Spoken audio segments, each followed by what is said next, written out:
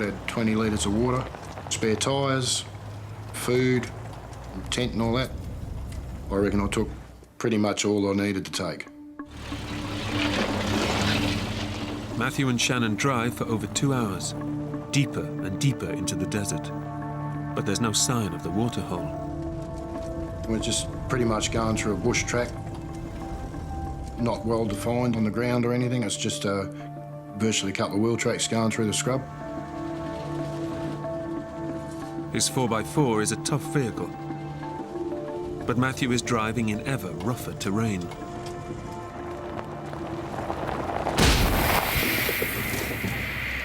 You're kidding me. You stay here, it's all right.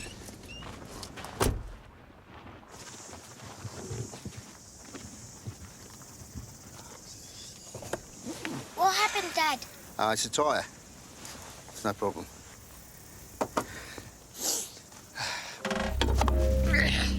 Matthew has come well prepared and has 3 spare tyres on board.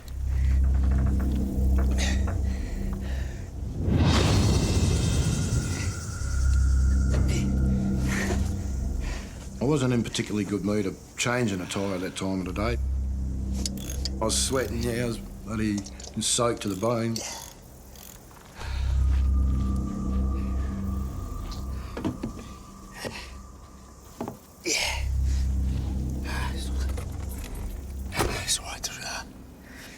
It's all done. You all right? Yeah, that's good. Let's go. With the tyre fixed and 2 more spares in the bag, Matthew is still confident he can find the fishing spot. But the desert is strewn with boulders and sharp rocks.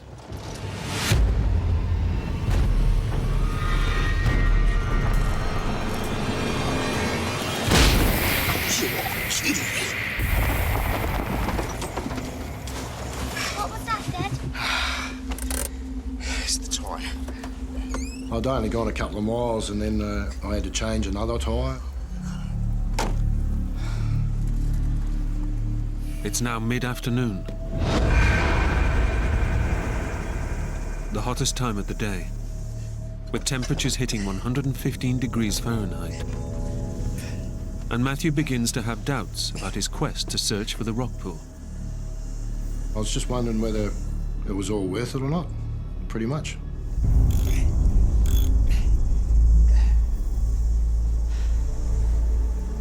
But still eager to live up to the promise he made to Shannon, Matthew decides to press on.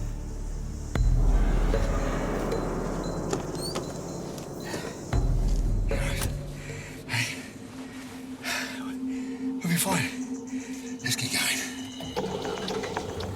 By my calculations, we're about halfway from where we'd come from to where we were going. And what's the point of turning around? Might as well continue on.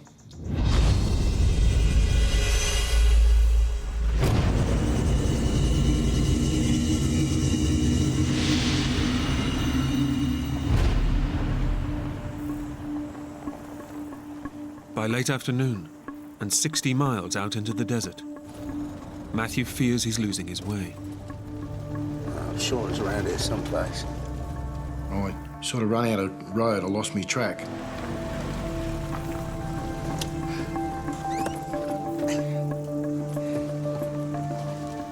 I was sort of a little bit worried that we hadn't got to where we were going. I could actually tell that Dad was worried. I knew something serious was going on.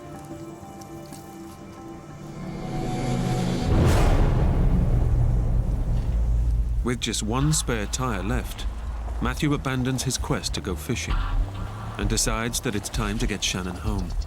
I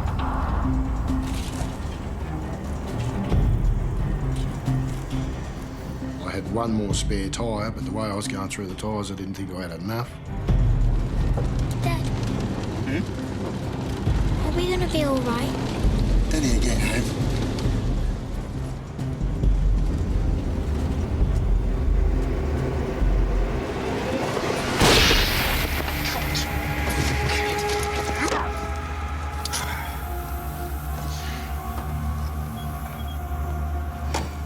You're kidding was pretty peeved about the idea of getting a third puncture, again in the stinking heat.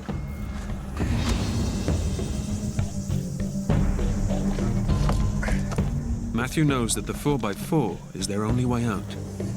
But with no more spares, another puncture could be fatal. With hundreds of miles of scorching desert all around, there's no way they could ever walk out of here alive.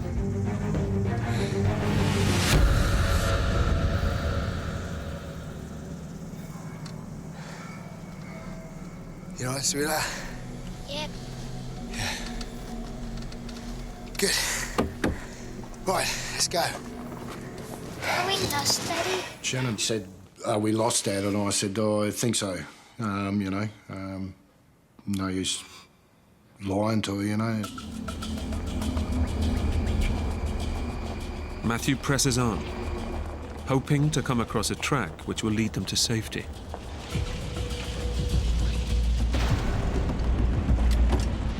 But just when he thinks he's making progress,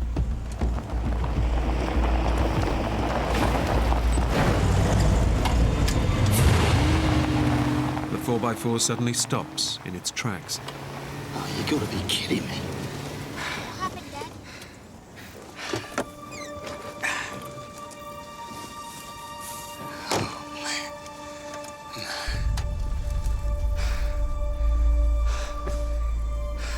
I started rubbing my head thinking, what the was going on? Why me? Why such bad luck? Jump out, sweetheart. We are not going anywhere. We've run out of track, we've run out of spares, we're stuck. I was supposed to have Shannon back that night, and we weren't going back that night. There was no way in the world. As darkness falls, Matthew and Shannon have no choice but to camp out for the night. Oh, I mean, if it had been just me, it wouldn't have been no matter, but I had Shannon with me. She was my main concern. She's always my main concern when she's with me.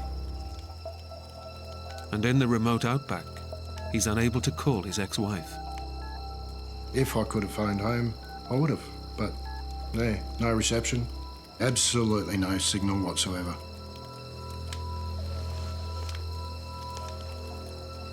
At that point, I was thinking that, yeah, I might have made the wrong decision by not turning around and going back. Okay, fine. Let's get going. I was calling myself the biggest idiot under the sun.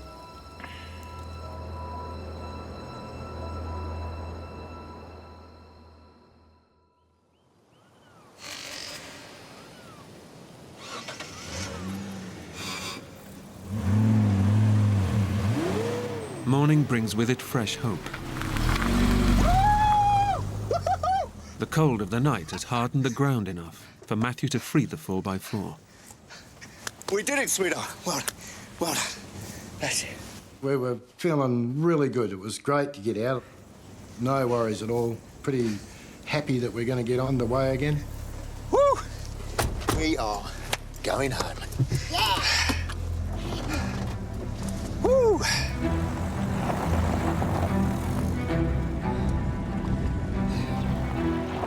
But they've hardly got moving when disaster strikes again.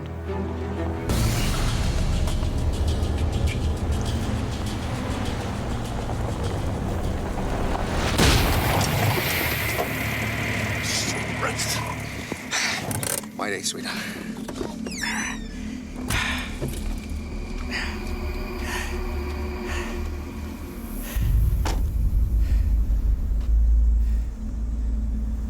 Another puncher. I was cranky. Man, was I cranky. Got no more spares. And, yeah, we was in trouble. Big time.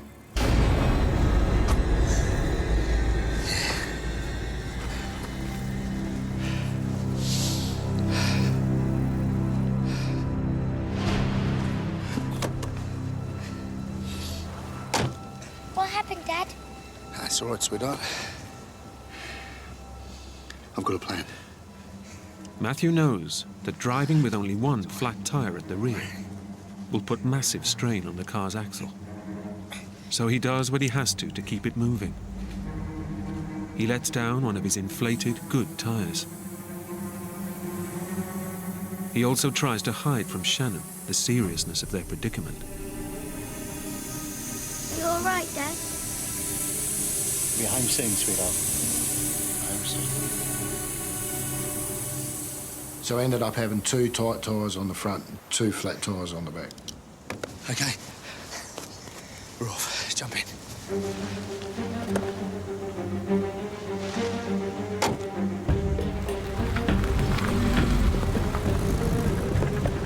They crawl along at only 5 miles an hour, completely lost in the vast, burning desert. I was in 4-wheel drive and I was just pushing along, straightened the steering wheel up and just kept going. We'll be fine. Yeah. But running the car on 2 flat tires in this scorching heat is putting enormous strain on the engine. We're in 4-wheel drive, which brings up the revs of the engine a little bit. And because I was concentrating on what I was doing, I wasn't watching the temperature of the radiator and it boiled.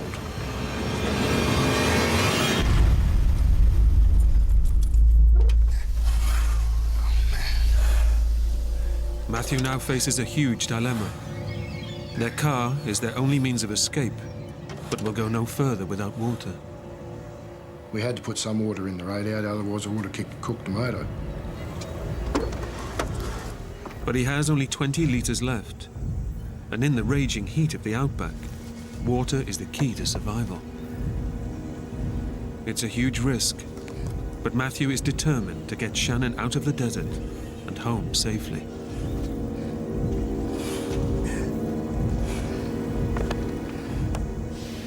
I put 10 litres of water in the radiator and I kept 10 litres for Shannon and myself. Right.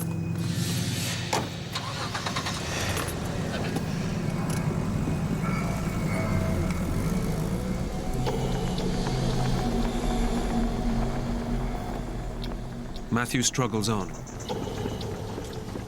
but the strain on the engine is massive, and it soon needs even more of his dwindling water supply.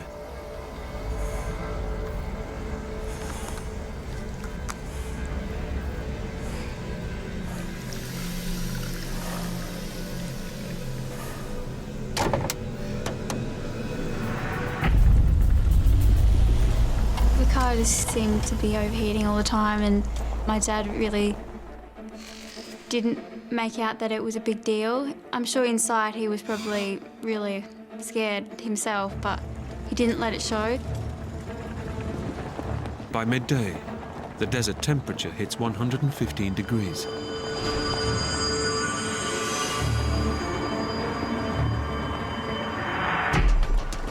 Whether it was an electrical fault or whether it was dry grass pushed up around underneath the hot exhaust system, I don't know, but I noticed smoke coming out from underneath the bonnet.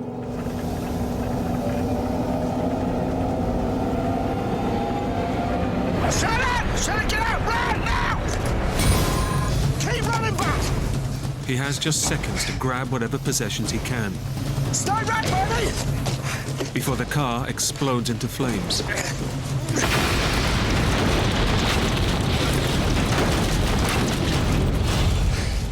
It's okay.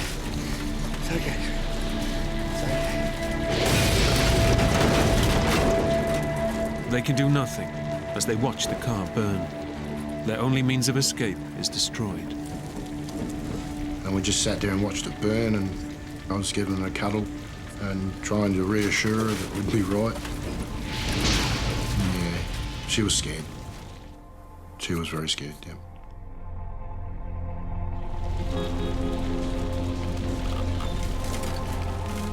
What started as an innocent fishing trip has turned to disaster. Matthew's only way of getting Shannon out of the desert is gone.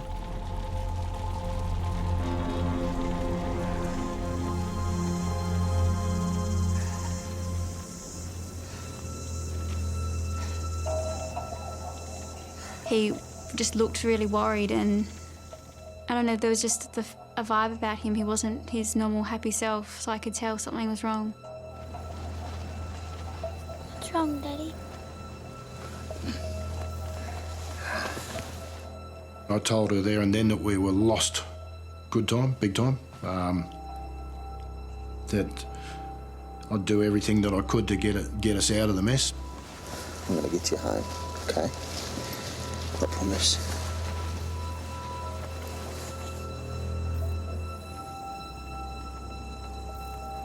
I couldn't whinge or complain about it. I had to. It's now been 12 hours since their water ran out. A lack of water will kill an adult within days. But Shannon is just a small child.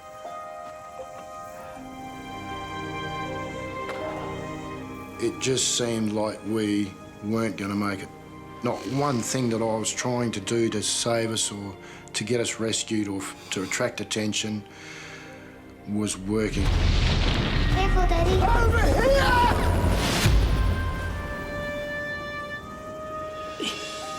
I told Shannon that if we don't get found today, I doubt very much whether we'll get through tomorrow.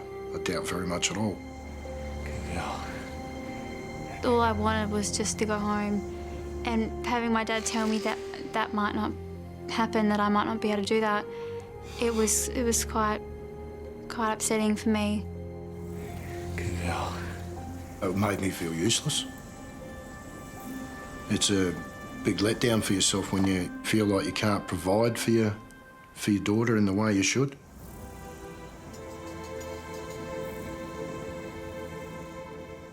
Matthew decides that their only hope of being spotted is to strike out in the direction from which the helicopter came.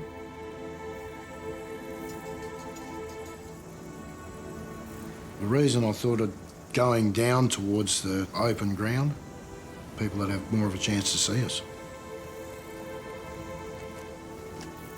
But walking on in the blazing midday sun only dehydrates them further.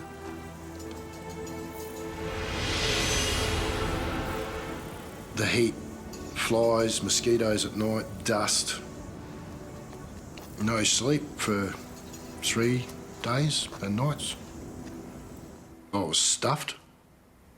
No other way of putting it. I was absolutely knackered. Shannon can take little more. The heat has exhausted her, and she's now so weak she can barely walk.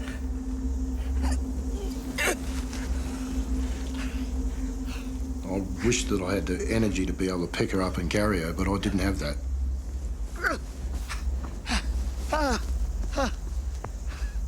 I might take 2 or 3 steps, but yeah, that was it. I had to put it down again. I couldn't do it.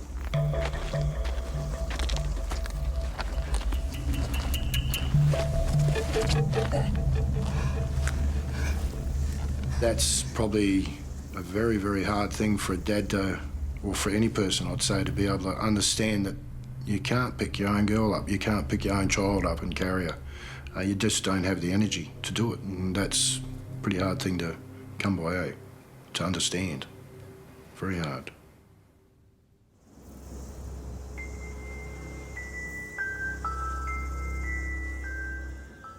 It's now been 24 hours since Shannon has drunk any water. Desperate, Matthew considers a terrible option: giving her a drink of his own blood.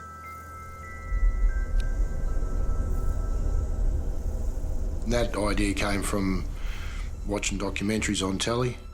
I know there's some African tribe over there that can cut the vein on a cow and drink the blood from it.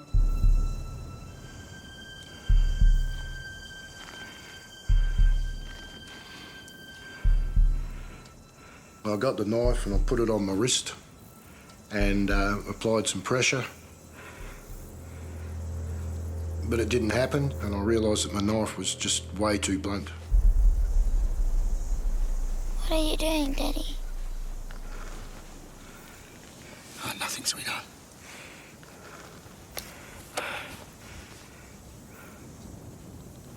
It's okay.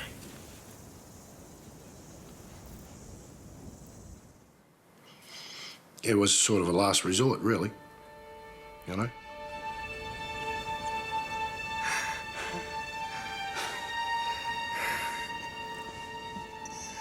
Matthew had wanted this weekend to be a very special one with his precious daughter. Now he knows that without water or rescue, she could be dead within hours. Yeah, we had a big cry together, even though there was no tears. There was a lot of sobbing, but there was no tears whatsoever. We were too dry to even cry a tear. And even to think about it now, like, I feel sad. I feel like I want to burst out in tears, actually. So yeah, you know, it's just one of those things. And I'd hate to ever put Shannon through that again.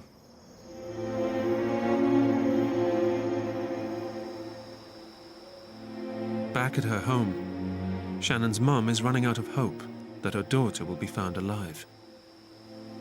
Looking up to the heavens and thinking, you know, if you're there, you know, show yourself by bringing her home. I would have promised everything and anything to have her back safe, yeah.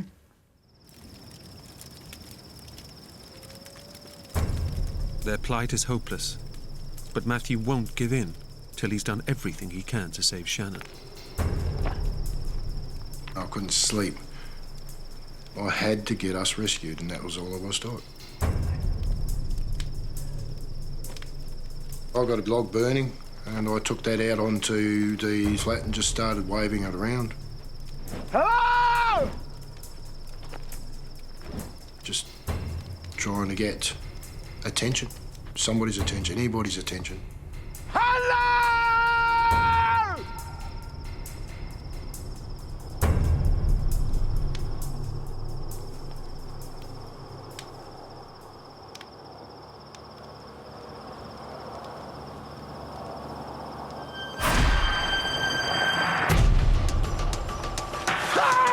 From out of nowhere, this bloody set of headlights are heading straight towards. Help us!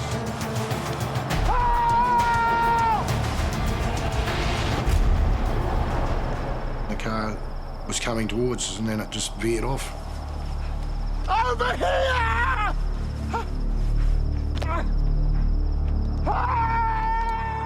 The driver of the vehicle doesn't see him, and their chance of rescue disappears into the night. The feeling of elation just got shot down in flames. To see those taillights disappearing into the distance was just the worst moment of my life. With the chance of rescue gone, Matthew is convinced that he and Shannon will not survive the night. We'd played together, laughed together, cried together, and now we're going to die together.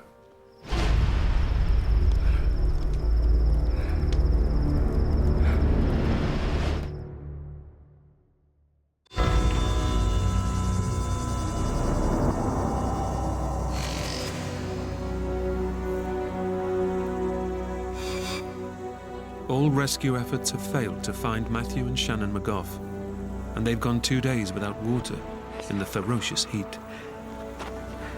Extreme dehydration is causing Shannon's organs to shut down. She and her dad are both close to death. I doubt very much whether we would have survived an 8th day. Pretty bloody sure of it, actually.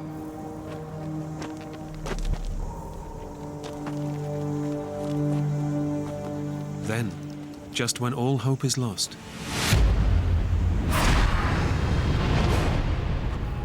they come across a track. It's where the car must have driven past them the night before. I was not going to leave the track. We're following it in the hope that this vehicle would come back or another vehicle had come through.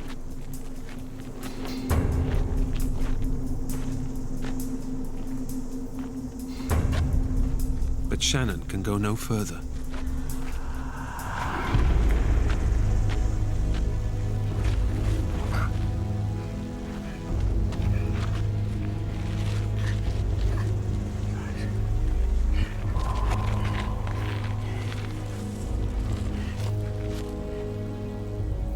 Shannon wasn't saying much at all.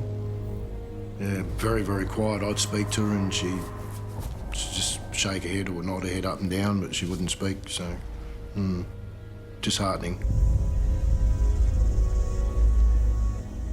Exposed to the scorching desert sun, Matthew needs to protect his dying child from the unbearable heat. It was boiling. The heat had risen big time. It was hotter than the last few days. And I knew that I needed to get Shannon into the shade. So I dug a hole in the ground so that I could put Shannon in it and then cover her back over. And that would keep her a bit cooler than sitting out in the open. But in this remote part of the outback, there's no guarantee they'll see another car for days, even weeks.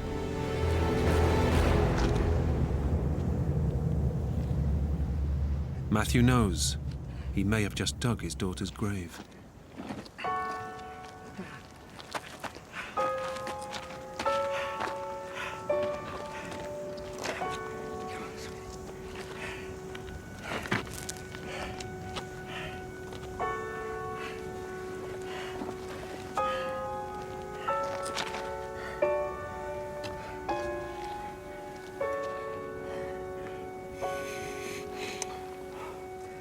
I was extremely sad because I'd brought my daughter out into this wilderness and that I'd put her life in danger.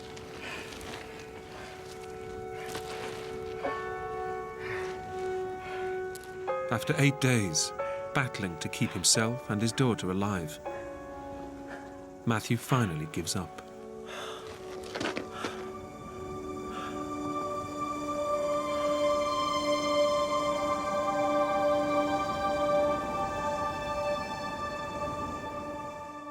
It was just like, it's hopeless. There's nobody here, nobody can see us, nobody will see us. We were going to actually die of thirst, a slow, agonising death.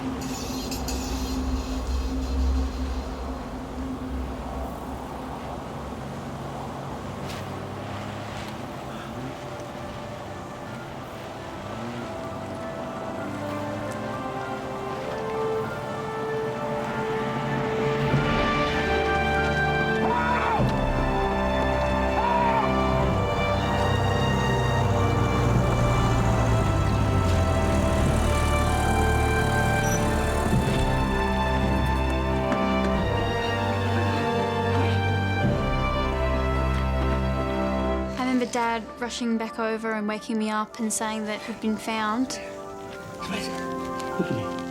After 8 days in the outback, their ordeal is finally over. I felt an enormous weight lift off my shoulders. I felt fantastic. I still remember the car pulling up and this little girl coming out and me just crying and crying and putting her in my arms. And she said, I know why you're crying, Mum, because you're happy to see me. And I was, yeah. Doctors estimate that when Shannon was found, she had just a few hours to live. Yeah, I'd say it's a miracle. Despite their ordeal, Matthew and Shannon are still close and still go camping together. Dad probably takes more supplies now and we don't go as far, but it doesn't really change the fact that we still go camping. I think there was a stronger bond as a result, although the next time we went camping, I wanted to go down this track and she said, don't you dare, Dad, you stick to this one. So, you know. Amelia, honey, will you come here and grab this? For Dad, John, the voyage is the fulfillment of a lifelong dream. John had always talked to me about going and doing this sailing thing. You know, he said, oh, let's just go buy this boat and go, you know, put the kids on board and go sailing around the world. There's a lot of different reasons why we went on this voyage. Probably most important to me was that my kids experienced firsthand at a young and an impressionable enough age just the absolute freedom of being out on the ocean. Hey, Ben, you want to give your mom a hand? Okay. The family has already sailed 20,000 miles. You all set? They're now on the last leg of their journey, leaving the South Pacific island of Raiatea and heading for Australia, 3,500 miles away. Australia, we were going to sell the boat and go back home and put the kids back to school and go back to work. Okay, guys, come on, let's go.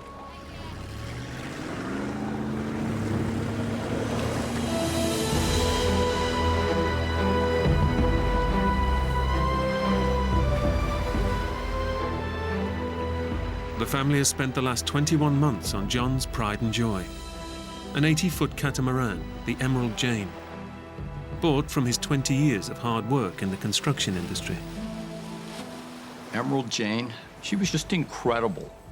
A great combination, you know, beauty, power, seaworthiness, strength. Her mast, 80 feet tall.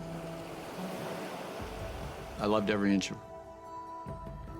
For John's 3 youngest children, Camille and Amelia, and their brother Jack, the trip has been an unforgettable experience.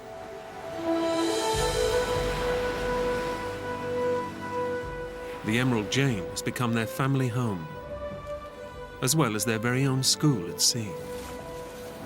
We had all the accoutrements of life that we would need, including probably 300 pounds of school books. But not everyone on board has enjoyed the trip. Ben. What? You want to come over here, take over? I have to. John's teenage son, Ben, has found it hard going. I wanted to go home really badly because I just missed all my friends. And I was still in contact with a lot of my friends via email. So I'd tell them about stuff, and I really missed them. 6 months ago, Ben discovered that his dad had extended their trip. When I found out about that, I was pretty angry. I kicked down the door, punched a little hole in the wall, and basically threw a pretty sizable fit. But today, any grumbles have been left behind. They're out on the ocean and heading home. Amelia and Camille are both playing out on the deck. Jean's busy reading a book. They're at sea. Ben maybe a little bit grudgingly, but they're happy.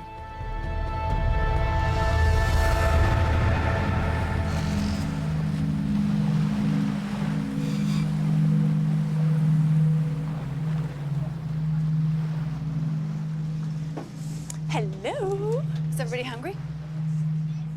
The Silverwood family while away a lazy afternoon at sea. No, he did. Was it?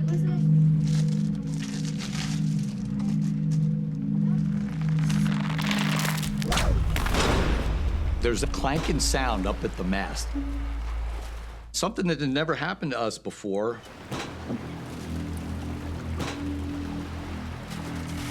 You see anything? Shackle. Where? It's loose. And the boom was now smashing into the mast repeatedly.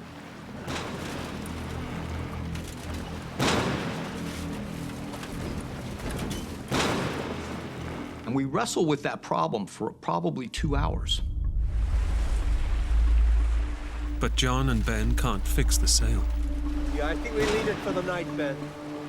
I say, look, we'll fix this thing in daylight. Watch the side. We have to drop the mainsail down. And we continue on like that.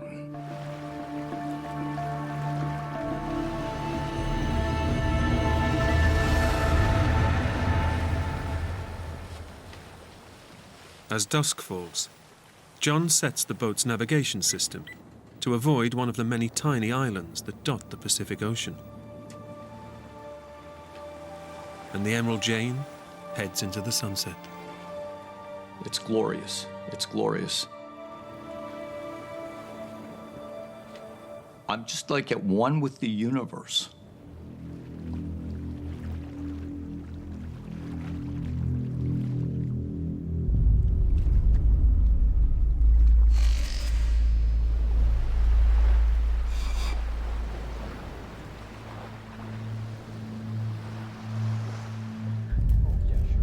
You guys all set for dinner? Yeah, Mom. Yeah? Below deck, the family relaxes, while Ben keeps watch in the cockpit. 1 more minute, and that's it. Okay? John takes a rest, and the 3 younger children get ready for their evening meal.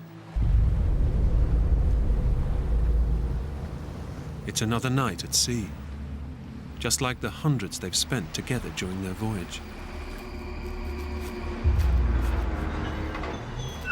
I start to hear this scraping sound.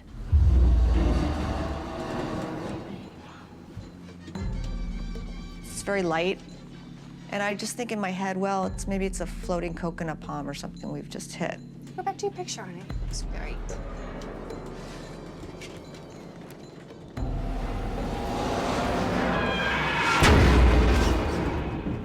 There's this sharp bang sound. Then it starts to get louder and louder. I run into the salon. Like chalk on a board on steroids, man. It's just ripping our ears apart. And my son's voice coming from the cockpit, one word. Reef! Reef! He's screaming, reef. We looked at each other in horror. And in that same second, I hear this big boom. I just got thrown a good 5-10 feet. The Emerald Jane has smashed into a submerged coral reef. John slams the boat's engines into reverse.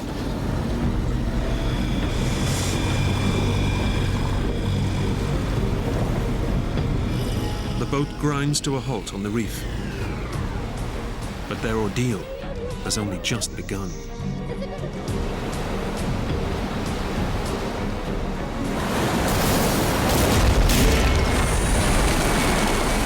This giant wave hits the boat. The ocean has punched its way through the hull of the boat. The water just comes shooting through, exploding. I feel like I'm in a scene from Titanic.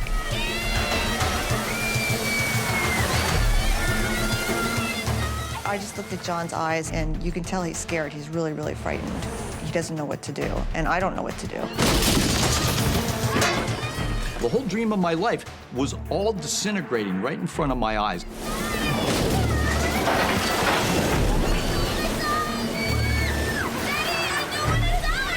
And they're screaming, I don't want to die, I don't want to die. In just a matter of seconds, the Silverwood's idyllic sailing trip has turned into a living hell. The Emerald Jane is being ground into a reef in the middle of the Pacific Ocean and is being battered by violent waves. I know that we're in a world, just a world of hurt. Seawater is engulfing the vessel, and the cabin is slowly flooding. Mayday, mayday, mayday. This is the sailing vessel Emerald Jane. We're at latitude and longitude.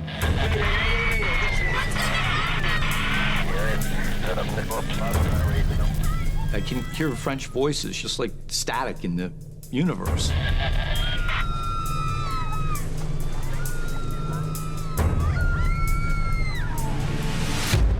But I can't get through. The boat's satellite phone should work anywhere on Earth. It's a direct line to call for rescue. And my hands are shaking so hard.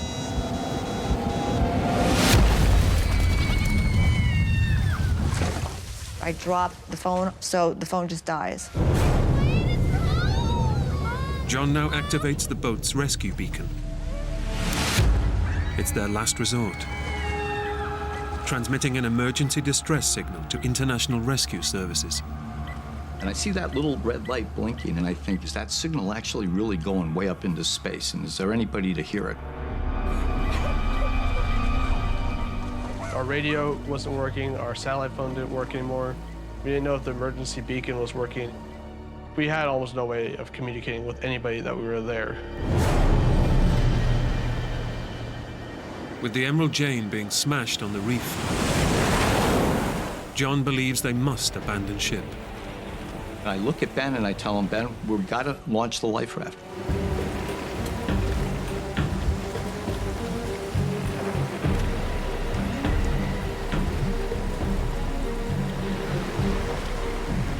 We pull the line that inflates this life raft. You never think that you're going to do it.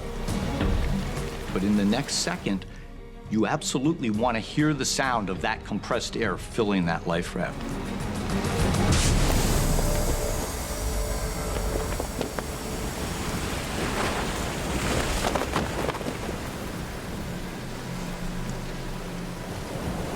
But just as Ben and John are about to launch the life raft, all the lights on board Emerald Jane, every single light goes out.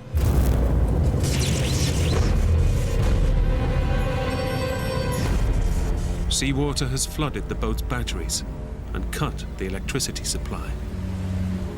You couldn't see anything in any direction. There was no lights. I look out, it's just pitch black. I knew we were pretty much screwed right there. Just as it seems things can get no worse, yet another ocean swell crashes over the reef and unleashes its full fury on the stricken boat. One of these big waves breaks directly over the middle of the boat. Dad!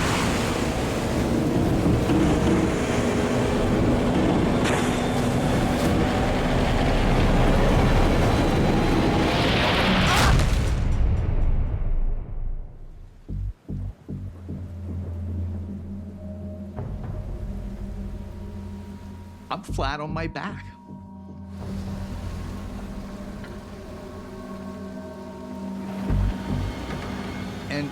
And I look down and what I see is just impossible. That mast, that 80-foot mast is laying right across my legs. The huge force of the wave has snapped the Emerald Jane's mast. This huge surge of electric pain just barrages it explodes in my brain.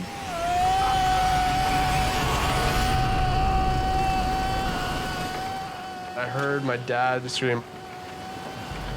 The falling mast has also hit Ben, striking him on the head. My head was just pounding, like, my ears were ringing and I could feel like, you know when you can feel your heartbeat in your head? And the next thing I know, there's Ben's face, you know? He's got blood coming down both sides of his face and he's looking down at me. And I pull myself up and doing a sit-up.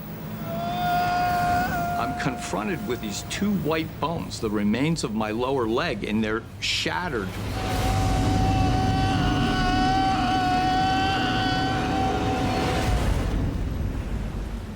You can see the bones sticking out like toothpicks almost out of the side. The mast has almost completely severed John's leg below the knee. And beneath that, there's just this pool of blood that's spreading on the deck.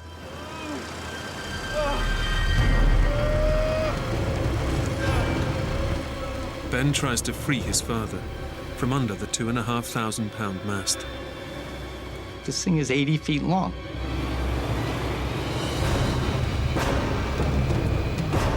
It's impossible. And I couldn't like just pull it out. He's losing huge amounts of blood from his shattered leg. And Ben knows that unless he can find a way to stem the flow, his dad has only minutes to live. He was in a huge amount of trouble.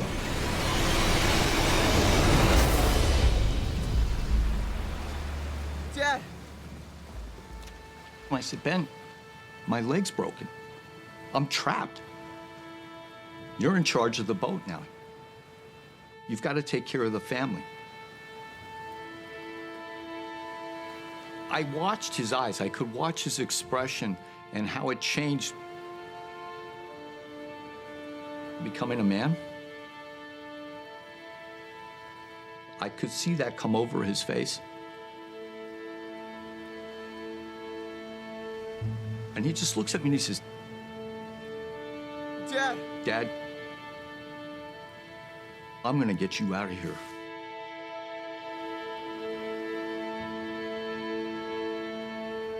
I really didn't think about what the actual burden was on me or the responsibility. My reaction was just to keep doing stuff.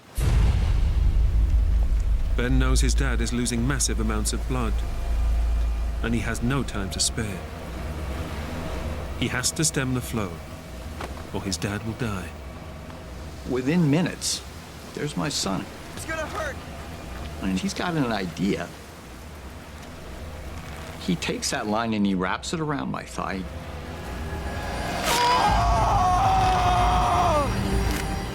And he's got these big screwdrivers.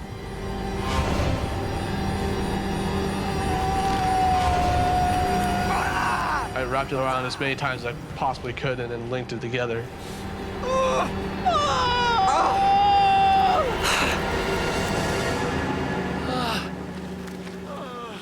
Ben's tourniquet cuts the circulation to his dad's leg. Without that effort, I probably would have died within 10 minutes.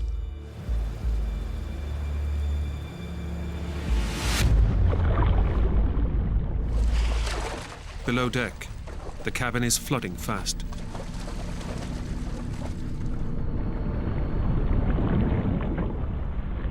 Jean has to get the kids out and leads them up into the cockpit. Now the only safe haven on the boat.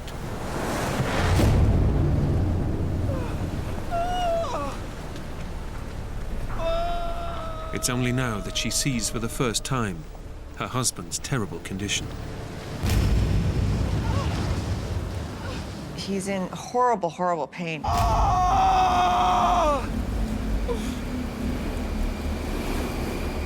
I said, I'm going to go down below and get the first aid kit. The medical kit could help save his father's life.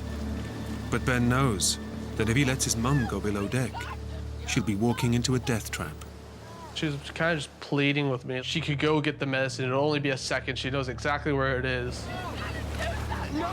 I told her it's just stupid to go down there because you get, if not killed, hurt really badly. My mom's 5'5", I'm 6'1", so I was able just to hold her back.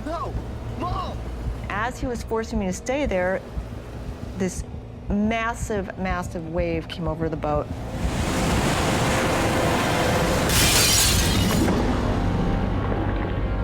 Blew out the front windows that surrounded the main salon where I was going. I would have been killed instantly if I was there.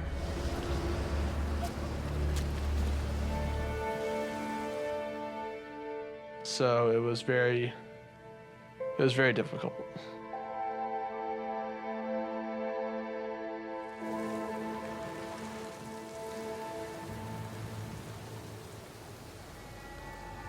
I understand completely what's going on. I was not concerned about myself. If there was no way to get me in, well, that was that.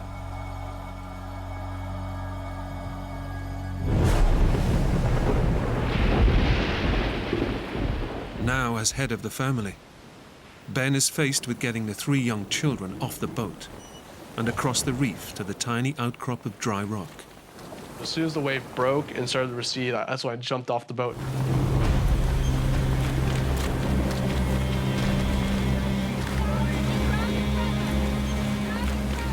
The reef is so sharp, the little coral spikes would go right through my sandals.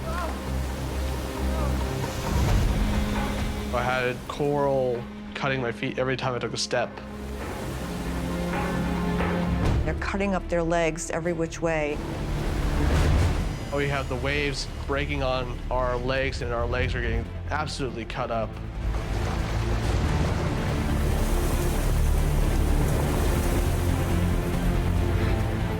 At that point, I gave my brother the little emergency beacon. Hold this, keep tight, yeah. I told him, Jack, do not let go of this. This is our only way anyone can possibly find us.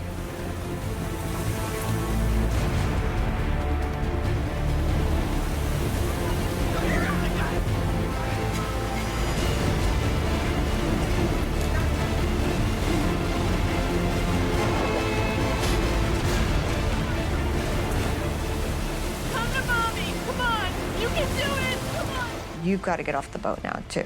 You've got to get off the boat.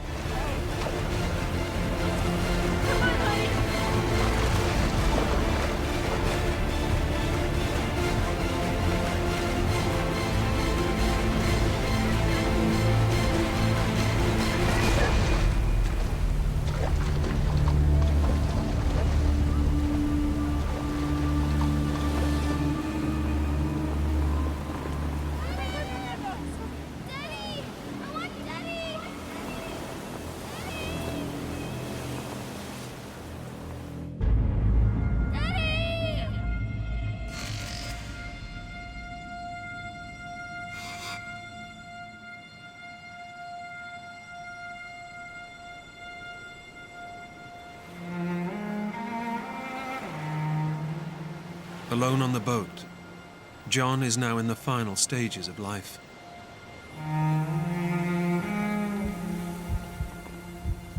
And he begins to give up.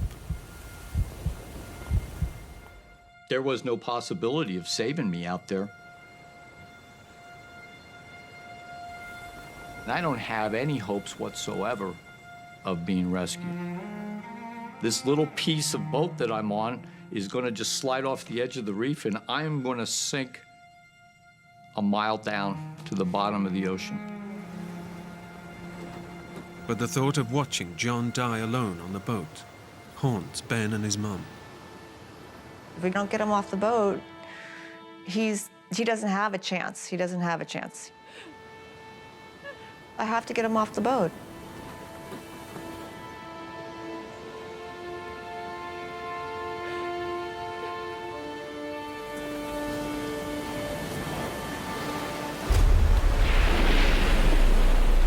Ben decides to head back to the boat. Mom, go to the life raft. I'm gonna go to Dad.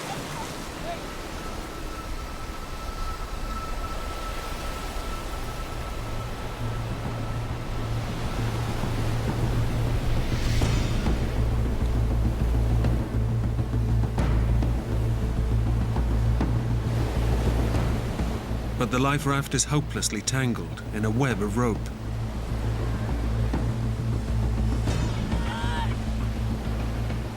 Jean pulls at the life raft for over an hour. Every bit of my mind, every bit of muscle I have, I'm grunting, I'm practically drowning out there.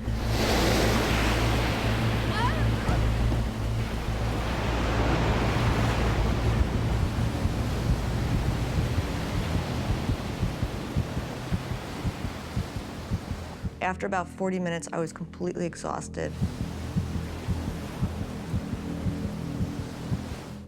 I couldn't do it.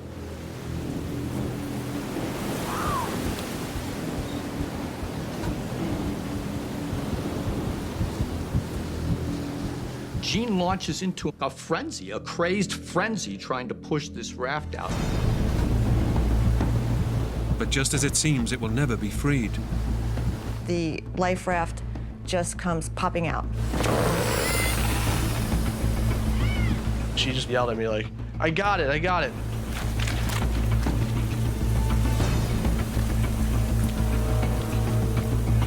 We have the waves breaking on our legs and pushing us into the boat, and our legs are getting just absolutely cut up.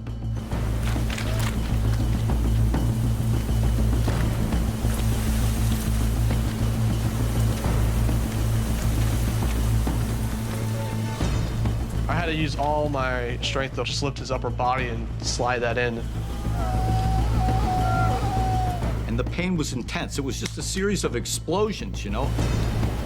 I remember the tears that would just stream down the side of my eyes. And my teeth, they're just grit.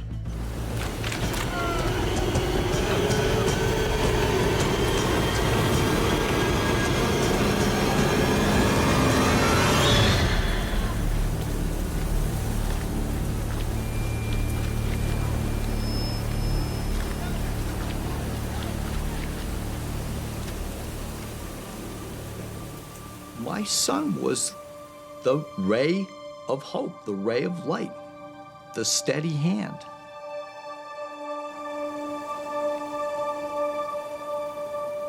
My worries were the life raft would pop some point on the reef, like before we were able to get him to safety.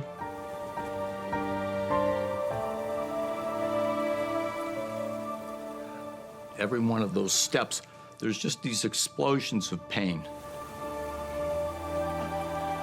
It's just pure agony, you know?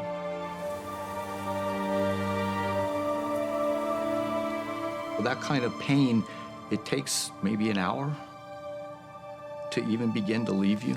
That peak of pain.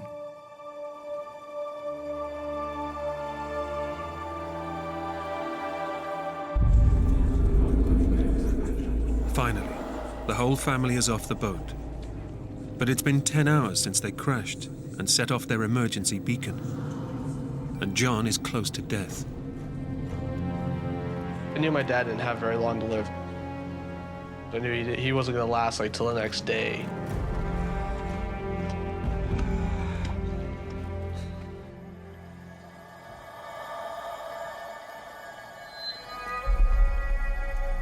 It's been 12 hours since the Silverwoods activated their emergency distress signal. But there's been no sign of rescue.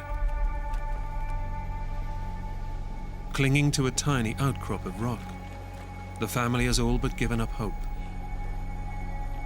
And inside the life raft, John is barely conscious, on the edge of death.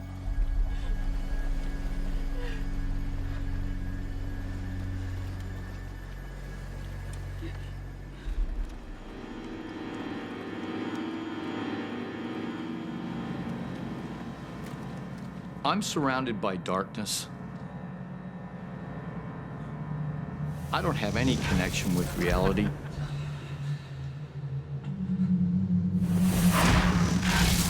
I would pray, I'd ask God, in return for my own suffering, in return for my own passing, would you please save the life of my wife? Save the life of my kids.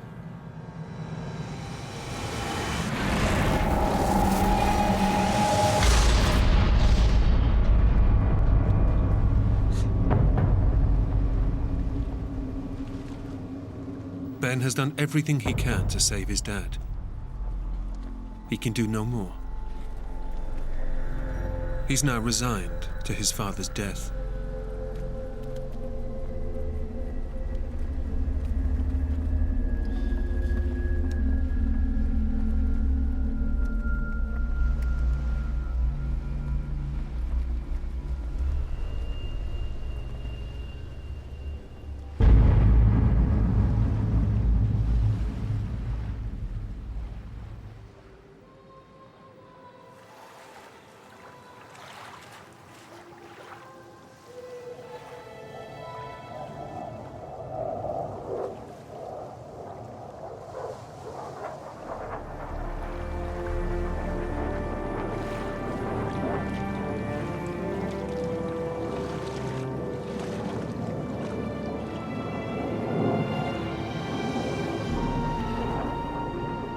As the sun came up, I could see this little star flying on the horizon.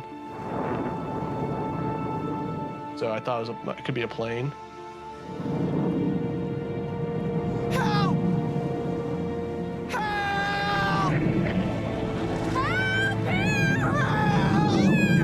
I was ecstatic, like someone knew we were there. And it gets right over us and it starts circling, just circles around and around and around.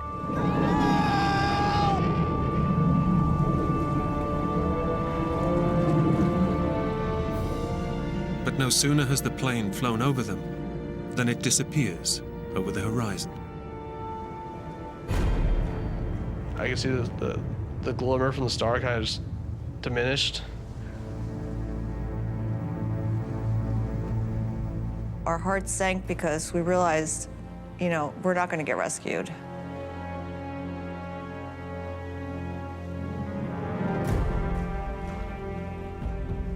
Two more hours pass, and there's no sign of the plane returning. Time was definitely running out for my dad.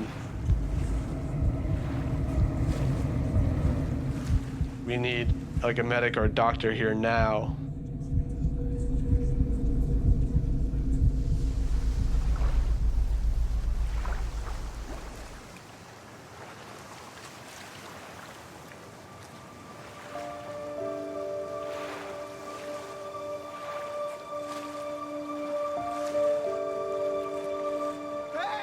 I see this boat on the horizon.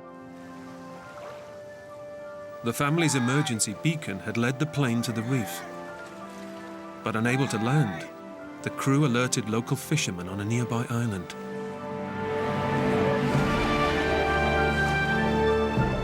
"15 hours after their boat was shipwrecked, their ordeal is finally over." That was when I finally let go. I just grabbed Ben and I held him and I cried. I can't even tell you the feeling of elation. I was just relieved, like I just dropped a huge bag or something. We're actually going to get out of this situation. John's gonna make it. The fishermen take the family to a nearby island, where they're evacuated by a medical rescue team and flown to Tahiti. After 8 hours of surgery, John's life was saved. But he lost his left leg below the knee. How was it to lose a leg? I honestly can tell you, it bothered me not. When I regained consciousness, everything was new to me. Everything was spectacular to me. I'm so proud of my children.